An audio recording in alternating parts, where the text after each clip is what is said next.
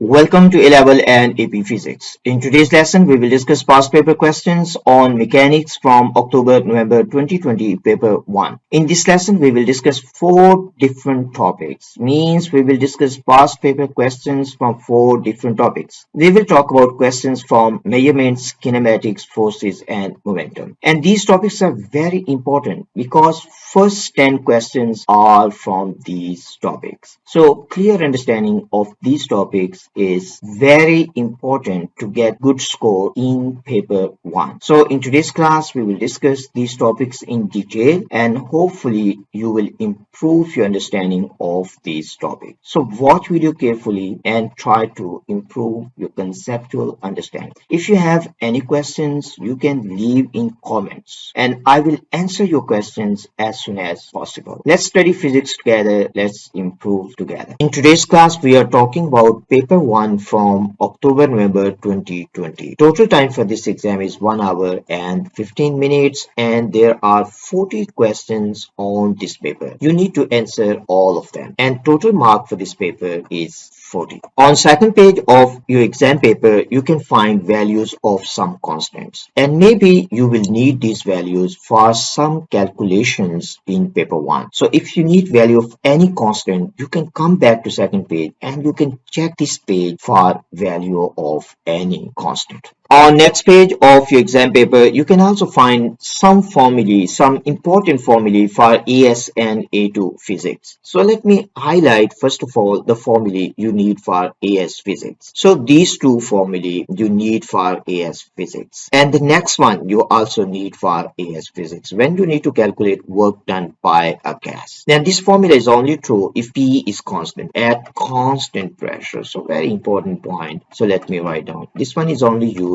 when P is constant, so for constant pressure. And this formula is only used if A is constant, means A is uniform. Otherwise, you cannot use these two formulas. If you go to next one, this formula you also need for AS physics. And the next one is for Doppler effect. And this one you also need for AS physics. If you go to next, you need this one for AS physics. You also need these two for AS physics. That's all what you need for AS physics. So these formulae are very basic but very important. For question number 1, it is given to us what is a reasonable estimate of the volume of a fully inflated standard football. So we need to estimate the volume of a football. So first thing you need to imagine that how big can be the volume of a football.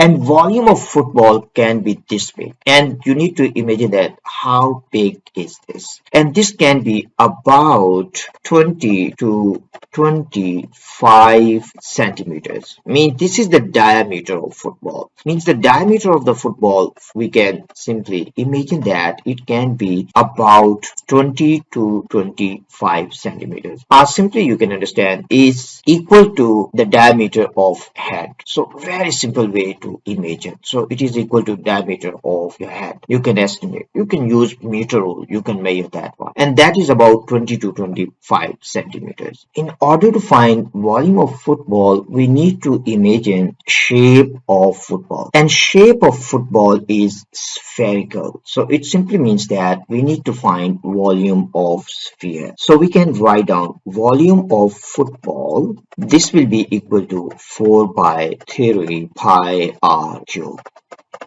Radius of football we will take only 12. Means it can be from 20 to 25 centimeter. This is diameter of football. Radius means half of diameter and we need to take cube of that. Let's calculate now and find the volume of football. First of all, we have 4 divided by 3. We have to multiply this one with pi, so 3.142, and we need to multiply with cube of 12. So we have cube of 12. Now if we just calculate, our final answer is this. So this is volume of football. So simply we can write down this is equal to 7,239.2 cubic centimeters, or we can say centimeter cube. So the closest answer is this one, 6,000 centimeter cube. So this is the best possible option for this question. For the second second question, we need to find out what is not an SI base unit. First of all, let's try to write down quantities of given units. Coulomb is unit of charge. Charge is quantity, but Coulomb is unit. Kelvin.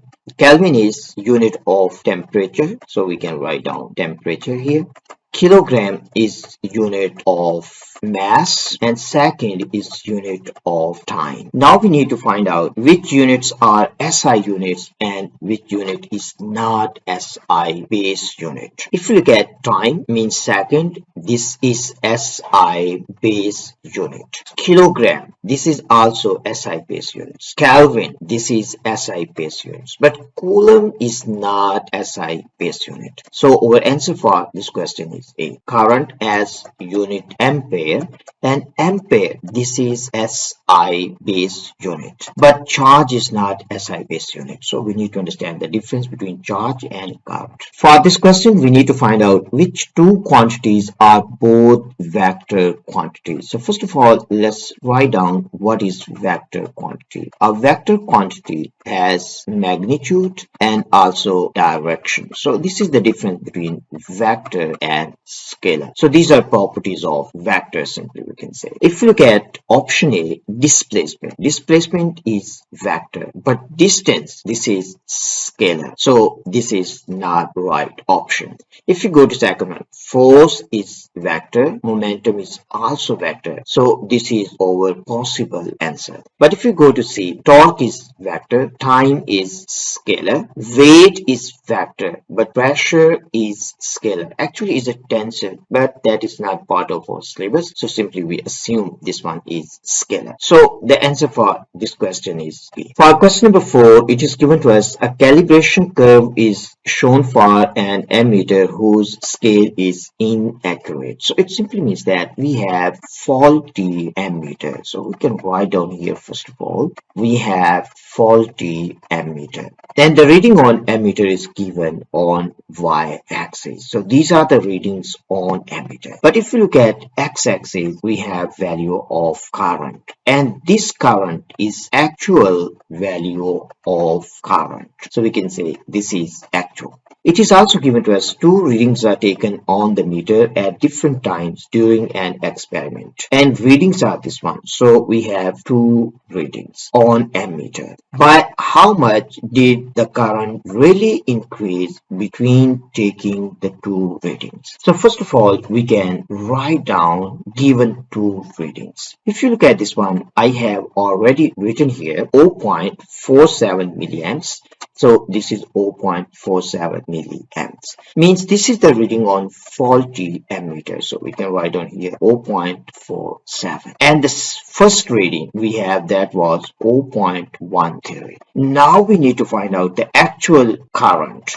So we can write down here actual current. So simply we can write down here actual current. And values of actual current we can find out from x-axis. So this is value of actual current when faulty ammeter is reading 0.13. At that time, actual current is 0.14 milliamps.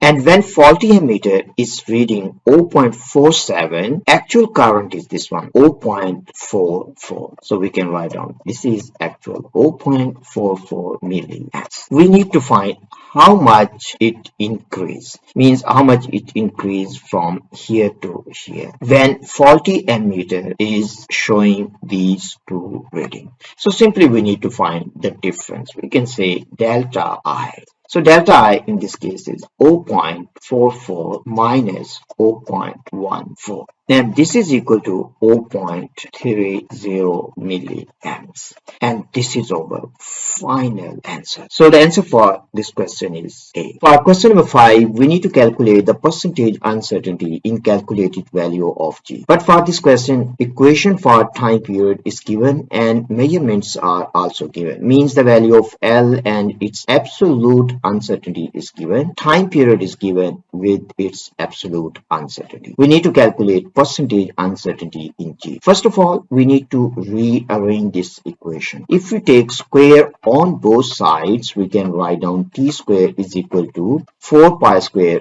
times L divided by G. Now we can rearrange this one. We can write down G times T square. This is equal to 4 pi square times L. We need to calculate percentage uncertainty in G. So we can place G on one side. So we can write down this is 4 pi square L divided by T square. We need to calculate percentage uncertainty in G. So we can write down delta G divided by G percentage uncertainty. This has to be equal to delta L by L plus T has power 2, so we have to multiply with 2. So this has to be delta T by T. We need to calculate percentage uncertainty, so we have to multiply this one by 100. Now simply we need to plug in values. Delta L means the absolute uncertainty. This one is delta L and this quantity is delta T. Now if we plug in values, here we have 0.2 divided by 87.3 plus 2 times we have 0.05 divided by 1.9 and we have to multiply this one by 100. If we do this calculation, our final answer will be 5.49%. So it simply means that 5.49 is equal to 5.5. When quantities are multiplied or quantities are divided, percentage uncertainties are added. So this is the main concept you need to understand from this question. For question number 6, it is given to us an object moves in a straight line. The graph shows the variation with time t of the velocity v of the object. At time t is equal to 0, the object is at point x. What is the displacement of the object from point x at time t is equal to 0.80 second? Let's say this point is x, this point is y, and let's say this point is z. First thing we need to understand is that between x and y, velocity is negative. So between x and y, velocity is negative. And between y and z, velocity is positive. So this is a very important point. So it simply means that at point y, object is changing direction. Means direction of velocity is changing at point y. So let's try to see in a different way. Let's say this is point x, object is moving first of all to the left between x and y, and then between y and z, object is moving in opposite direction. So this is point z. In this case we will take to the right positive. So if we take to the right positive, so this displacement will be negative. So this is negative displacement and this one is positive displacement. If we will add these two displacements, we can find the total displacement. Now first of all, let's try to find out the displacement between x and y. If we find displacement between x and y, that is equal to the area between this line and x-axis. So simply this is triangle. We can write down this is 1/2. Time in this case is equal to 0.2 and velocity is equal to 2. If we solve this one, our final answer is negative 0.2 meters. We are taking this negative because this is to the left. Now let's move on to next one. We need to calculate displacement between y and z. In order to calculate displacement between y and z, simply we need to calculate this area. In order to calculate this area, this is also triangle. So 1/2, we have to take value of time between these 2 points. So we have 0.8 minus 0.2. We have to multiply this one with velocity. Velocity changes from 0 to 6. So simply we can say this is x. If we multiply this one, our final answer is 1.8 meters. We need to calculate the total displacement now. In order to calculate total displacement, simply we need to add these two displacements. So we have dxy plus we have dyz. Dxy is minus 0.2 and dyz, this is plus 1.8. So our final answer will be 1.6 meters. So the answer for this question is 1.6 meters. So this is how we can calculate. Displacement is a vector quantity, so we have to consider direction as well. For question number 7, it is given to us an object accelerates uniformly from rest to speed v. It then moves at constant speed v for a time of 8.0 seconds before d decelerating uniformly to rest. The total time taken is 12.0 seconds and the total distance traveled is 60 meters. We need to calculate what is the value of v. In this question, it is given to us, first of all, object accelerate. So we can write down here, first of all, object is accelerating. Then object has constant speed. Object has constant speed. And then object decelerate. We can write down object is decelerating. So it has three different kinds of motion. So the best way to answer this problem is by sketching. So we will sketch velocity time graph so we can see a clear picture of this, and then we can do some calculations to find value of v. So we have v on y-axis and we have time on x-axis. First of all, object accelerates. So this is stage 1. Object is accelerating and the maximum speed is v. Then object moves at constant speed. So this is constant speed. And then object decelerate with uniform deceleration. Acceleration and deceleration, they have the same value. So that is very important point. So we can divide this one into three different parts. It is given to us when the object is moving at constant speed, time taken is equal to 8.0 seconds. And let's say the time taken when object is accelerating from rest, that time is equal to t1. And the time taken when object is decelerating to rest, let's say that time is equal to t2. In this case, total time we have, so we can write down here, total time is given, that is equal to 12.0 seconds. So we can also say that total time is equal to t1 plus t2 plus 8.0, and this is equal to 12. So from here we can get value of t1 plus t2, that will be equal to 4.0 seconds. We need to understand area under this graph is equal to distance, and total distance is given to us. We can say total distance. Total distance is equal to distance traveled in 8 seconds. Distance traveled means distance in 8 seconds plus distance traveled in t1 plus distance traveled in t2. Distance traveled in t2. Now we can write down the equation. For the first stage, we can simply write down this is 1/2 times v times t1. For the second stage, we can write down this is 8 times t. And for the last stage, we can write down this is 1/2 v times t2. So we can place these two together, 1/2 v t1 plus we have 1/2 v t2 plus we have 8t. Now from here we can take 1/2 v common. So I will be writing here. If we take from here 1/2 and v common, we can say 1/2 v, this is common. So here we left with t1 plus t2 plus we have 8 times v. So this is v actually. So this one is 8 times v. So this is not t. This one is v. So this is 8v. Now in this case, we have t1 plus t2, that is equal to 4. So we have v times 4 plus we have 8v. So 4 divided by 2, it means we left with 2 and here is 8. So this is equal to 10v and that is equal to 60. So we have 60, that is equal to 10v. So from here we can find value of v, that is equal to 6.0 meters per second. So our answer for this question is C. This is how you can calculate value of v. There is minor typo in this question. Let me correct this one. This one has to be 8v as well. So this one is also 8v. See you in next video. Bye for now.